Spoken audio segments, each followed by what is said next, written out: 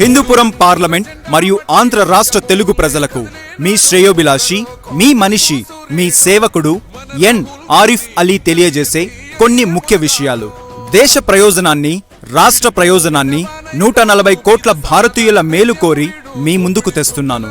1947 నుండి 2014 వరకు దేశాన్ని అత్యధిక శాతం పాలించిన పార్టీ కాంగ్రెస్ పార్టీ. 3 పర్యాయాలు కాంగ్రెసేతర పార్టీలు పాలించాయి.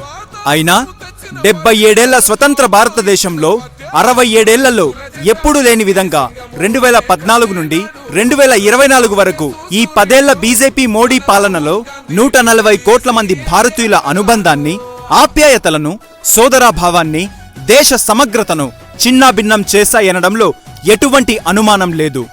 2014 వరకు మేం భారతీయులం అనే మేము 2014 నుండి నేటి దినం వరకు ఈ 10 సంవత్సరాలలో నేను హిందువుని, నేను ముస్లింని, నేను సిక్కుని, నేను క్రైస్తవుణ్ణి, నేను దళితుణ్ణి అని ఒకరినొకరు గోడలు కట్టుకొని ఒకే దేశంలో 100 భాగాలుగా విడిపోయే దౌర్భాగ్యం వచ్చింది.